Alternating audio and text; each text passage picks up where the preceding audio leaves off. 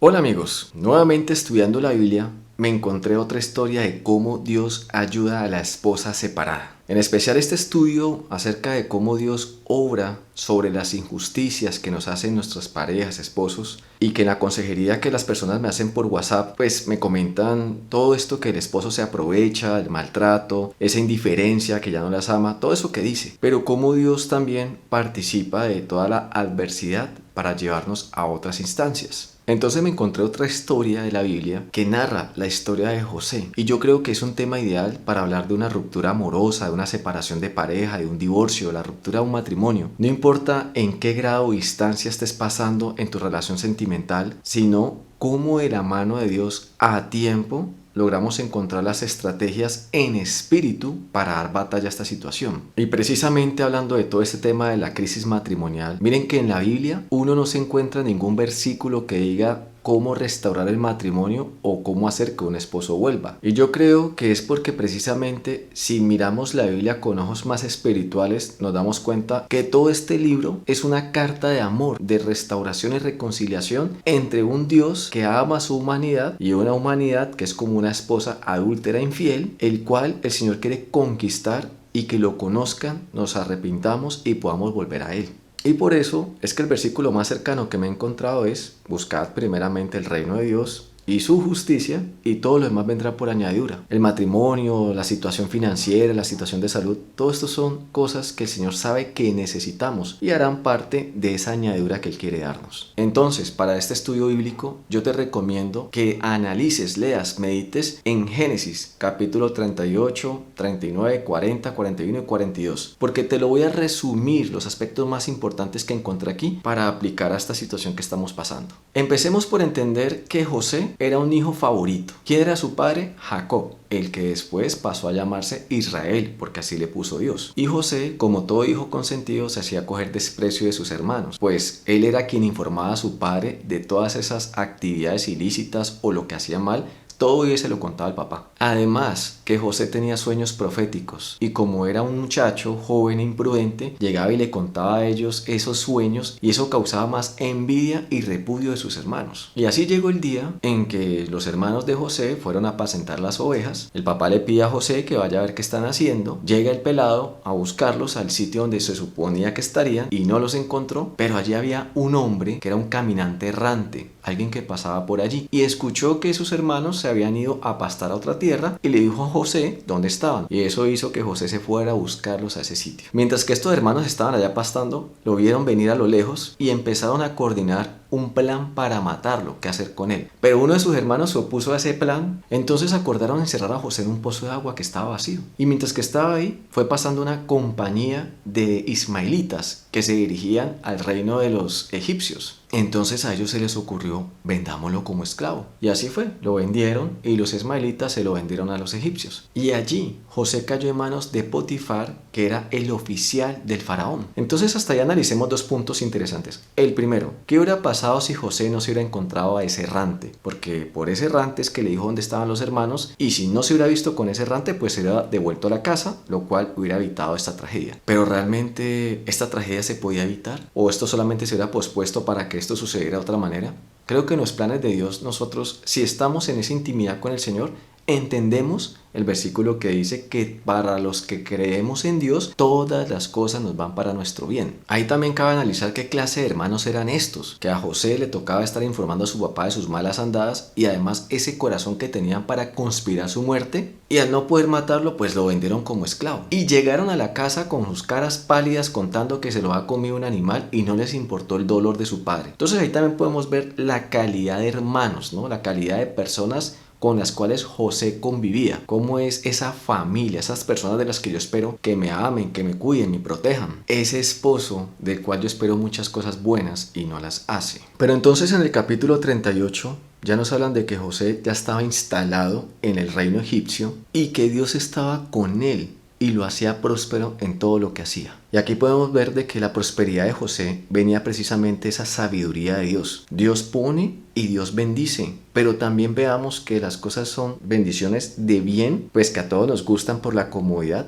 pero también vienen las bendiciones que son para formar algo en nuestro carácter, porque empezó la mujer de su amo a corretear a José, a acosarlo sexualmente, y él por más que se rehusaba, como él no se acostó con ella, entonces ella se inventó de que él trató de abusarla y por eso a José lo meten en la cárcel. Y no metieron a José con una causa justa, tanto así que en el versículo de Génesis 39:3 dice: y vio su amo que Jehová estaba con él, y que todo lo que él hacía, Jehová lo hacía prosperar en su mano. Así halló José gracia en sus ojos, y le servía, y él le hizo mayordomo de su casa, y entregó en su poder todo lo que tenía. Y aconteció que desde cuando le dio el encargo de su casa y de todo lo que tenía, Jehová bendijo la casa del egipcio a causa de José. Y la bendición de Jehová estaba sobre todo lo que tenía, así en casa como en el campo. Otro dato curioso: Dios estaba bendiciendo a José en medio de una nación pagana. Ahí se comprueba que el Señor quiere que seamos de bendición para que podamos ser luz en la oscuridad. Y cabe también recordar aquí que por eso el evangelio no lo podemos vivir a través de nuestra restauración matrimonial. Nosotros tenemos que vivir el evangelio a través de ese punto de vista de Dios para propósitos sobrenaturales. No te olvides, la Biblia es un manual de reconciliación y restauración de una humanidad apartada de Dios y de un plan de salvación para cada persona que decide entregarle su vida a Dios. Dios no anda buscando una pareja que sea reconciliada para que sigan su idolatría amándose el uno al otro sin Cristo en el centro. No, Dios está buscando parejas que tengan el propósito de ser de bendición para otros que no conocen al Señor. Por eso es tan importante que el plan de Dios no es restaurarnos desde la arena, sino que vayamos a la roca y ahí pongamos nuestra casa. Y muchas personas me lo dicen en la consejería: es que yo veo que mi familia, mis hermanos, mis primas, amigas no tienen a Cristo en su corazón y su matrimonio va muy bien. Claro, es que un matrimonio le puede ir muy bien por 50 años. Que dure eternamente es otra cosa, porque yo tengo matrimonios ahí que después de 40 años ahora se está acabando todo. Entonces nosotros podemos vivir muchos años sin que el matrimonio se nos caiga, pero eso no garantiza que nunca se vaya a romper. Y es por eso que para Dios es importante que toda esta comodidad que tenemos lejos de Él la va a quitar o va a permitir que haya un acontecimiento que la rompa, que quite ese estorbo que tenemos para ver ese propósito divino y eterno que Él tiene para nosotros. Así mismo como le pasó a José, Dios permitió que un acontecimiento separara a José de su familia, a José del amor de su padre. Y ahora, por culpa de la mujer de Potifar, estaba siendo inculpado de algo que no había hecho y estaba perdiendo su libertad. Y José se mantuvo íntegro ante toda situación, como lo vemos en Génesis 39:7. Aconteció después de esto que la mujer de su amo puso sus ojos en José y dijo: duerme conmigo. Y él no quiso y le dijo a la mujer de su amo: he aquí que mi señor no se preocupa conmigo de lo que hay en la casa y ha puesto en mi mano todo lo que tiene. No hay otro mayor que yo en la casa, y ninguna cosa se me ha reservado sino a ti, por cuanto tú eres su mujer. ¿Cómo pues haría yo este grande mal y pecaría en contra de Dios? Ahí la palabra nos está evidenciando cuál era el corazón y la lealtad que tenía José con Dios. Temía de ofenderlo. Respetaba a esa mujer porque era la mujer de su amo y además porque sabía que esto no iba a ser de bendición delante de Dios. Y sí, uno dice, pero entonces si José hizo todo lo correcto delante de Dios, ¿Dios por qué no lo defendió? Y vemos que simplemente, sin ningún juicio, lo metieron a la cárcel. Punto. Entonces ahí podemos analizar: ¿qué estaba haciendo malo José para que le pasara esto? ¿Por qué Dios lo permitió? Y les recomiendo tomar nota mental del siguiente punto. El hecho de que nos vaya bien no significa que estemos bien con Dios. Y el hecho de que nos vaya mal tampoco significa que estemos mal con Dios. Entonces ahí nos toca aceptar la soberanía de Dios, porque así sea que hagamos lo correcto o lo incorrecto, nada nos va a librar del plan que tiene Dios. Ese propósito eterno siempre va a ser más importante que nuestra comodidad, y ese propósito supera nuestra naturaleza humana. Nuestra mente preocupada y egoísta por nosotros mismos no lo va a entender, porque nosotros no tenemos los ojos puestos en el reino ni en la eternidad, y de esa intimidad que tengas con Dios vas a entrar en rebelión a cuestionar las injusticias de Dios. Pero aún así, siendo José llevado a la cárcel, miren lo que dice Génesis 39:21. Pero Jehová estaba con José y le extendió su misericordia y le dio gracia en los ojos del jefe de la cárcel. Y el jefe de la cárcel entregó en mano de José el cuidado de todos los presos que había en aquella prisión. Todo lo que se hacía allí, él lo hacía. No necesitaba atender el jefe de la cárcel cosa alguna de las que estaba al cuidado de José, porque Jehová estaba con José, y lo que él hacía, Jehová lo prosperaba. Cuando uno anda con esa mente necia y escucha esto de que Jehová lo prosperaba viendo que lo hizo caer en la cárcel, obviamente uno dice, qué prosperidad tiene que ser esto de que uno caiga en una cárcel. ¿Dónde estaba Dios cuando la mujer de Potifar lo estaba acosando a José? ¿Dónde estaba Dios cuando enjuiciaron a José? Y ahora nos dicen que José en la cárcel era próspero porque Jehová estaba con él. Y asimismo es el matrimonio. La bendición del matrimonio no nace de la boda. La bendición del matrimonio nace desde la honra y obediencia que cada cónyuge primero le tenga a Dios. Y fruto de eso es bendición en el matrimonio o la pareja. Y esa bendición es la que mantiene con nosotros para enfrentar las dificultades que toda relación amorosa va a enfrentar. Entonces ya en el capítulo 40 en adelante nos narran que ya José estando en la cárcel, habían dos presos que tuvieron unos sueños, José se los interpretó, después estos presos fueron liberados y José les pidió a ellos que por favor no se fueran a olvidar de que él les había interpretado sus sueños para que hablaran con su amo a ver si lo liberaba. Pero a este par se les olvidó el favor que les pidió José.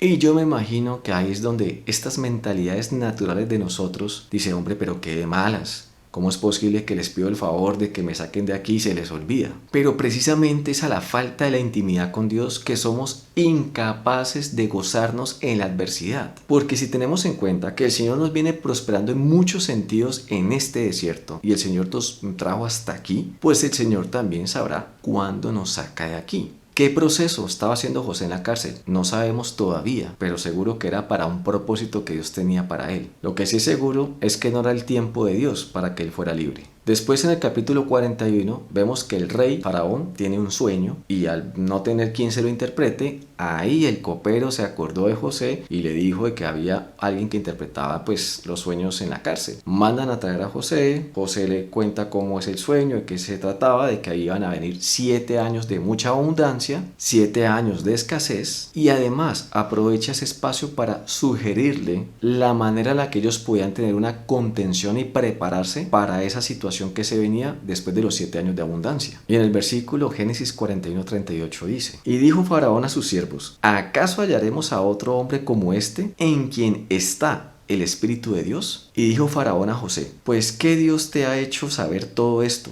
No hay entendido ni sabio como tú. Tú estarás sobre mi casa, y por tu palabra se gobernará todo mi pueblo. Solamente en el trono seré yo mayor que tú. Y bueno, aquí ya empezamos a ver un cambio en la vida de José, porque a los 17 años empieza su desgracia cuando lo venden, y ahora a los 30 años es liberado y puesto sobre todo el reino como la mano derecha del rey. 13 años de separación de él y su casa. Y ahora Dios lo había elevado al máximo nivel o rango que se podía tener en un reino después del rey. Y ahora José era exaltado, condecorado y respetado por todo el reino de Egipto. Pero todo este tiempo para José sí fue importante y tuvo la sabiduría para entender que aquí había un propósito divino. Y vemos cómo José resume toda esta desgracia, que le pone 2 nombres clave a sus hijos. En Génesis 41:51 nos cuentan: y llamó José el nombre del primogénito Manasés, porque dijo: Dios me hizo olvidar todo mi trabajo y toda la casa de mi padre. Y llamó el nombre del segundo Efraín, porque dijo: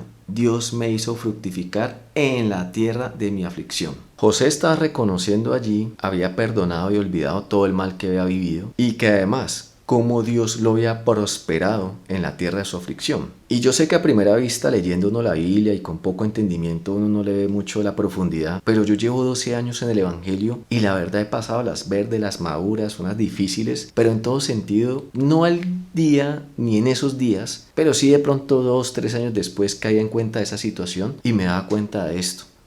¿Cómo me sirvió esa dificultad? ¿Cómo el Señor permitió esa adversidad para que hoy no fuera otro de esos que está conforme sentado en la banca de una iglesia cada domingo sin servir ni hacer nada para el reino de Dios? ¿Y cómo el Señor ha permitido tantas cosas en mi vida para que hoy pueda ser alguien que en todo sentido trata de servir y hacer lo correcto? No soy perfecto. Y entiendo que tampoco Dios me pide la perfección, pero sí he entendido que hay que ser esforzado, caminar de la mano de Dios y permitir que el Señor poco a poco va limpiando todo eso que todavía falta por cambiar. Y a un hombre de Dios siempre te lo vas a encontrar en 3 etapas: o estando en un desierto, o saliendo del desierto, o entrando a otro desierto. Y ahí es donde uno aprende a amar la aflicción. Uno entiende que todo esto que Dios permite, que lo desacomode a uno, todo esto que es como incómodo, a la final va a ser para bendición. Pero, lo más difícil que había enfrentado José todavía no ha sido todo lo que les he contado. Y precisamente después de haber pasado los 7 años de abundancia al reino, ahora estábamos pasando por los 7 años de escasez en el reino. Y en el capítulo 42 aparecen de nuevo los hermanos de José, viniendo al reino a buscar comida, a comprarla. Y cuando José los reconoció, empezó a tratarlos de espías. Tenía un trato brusco, despectivo, tosco con ellos. Tanto así que en Génesis 42:24 dice: y se apartó José de ellos y lloró. Aquí nos están evidenciando la lucha que estaba pasando José interna en su corazón, entre el perdón, la rabia, los recuerdos, y que ahora tenía a sus hermanos ahí. Esa misma lucha por la que va a pasar todo separado en su reconciliación, y que de esos 7 años que estuvo José en la cárcel y todo este cautiverio que hemos pasado separados, haya hecho algo poderoso en nuestras vidas para que lo que va a acontecer sea para bendición. José estaba tentado a vengarse. Y aquí es donde uno empieza a entender que todos esos 13 años desde que fue vendido y estuvo en la cárcel y sacado de la cárcel, más los aproximados 9 años que tiene que haber pasado en el tiempo de abundancia y esos 2 años en los que ya había escasez, en total tenemos un promedio entre 20 a 25 años en ese proceso que estaba teniendo de la mano de Dios. Podemos especular que todo ese tiempo era donde Dios cogió a un muchacho para madurarlo, para limpiar su corazón, fortalecer su carácter y hacerlo sabio y sensible a la voz de Dios para poderlo obedecer. Todo un proceso tan parecido como el que necesita una persona para enfrentar una reconciliación matrimonial y salir exitoso de la restauración de la pareja. Y hablo de esos matrimonios donde hubo maltrato, mentira, infidelidad, abandono. Pues José fue traicionado por los seres que amaba, abandonado en manos injustas y además juzgado por una falta que no había cometido. Y ahora enfrentaba la prueba más dura que creo que hay en la Biblia: perdonar a nuestros enemigos. No hay cosa más difícil que perdonar de corazón y haber sanado las heridas. Y que usted perdone a alguien que comete fallas, pues va y viene.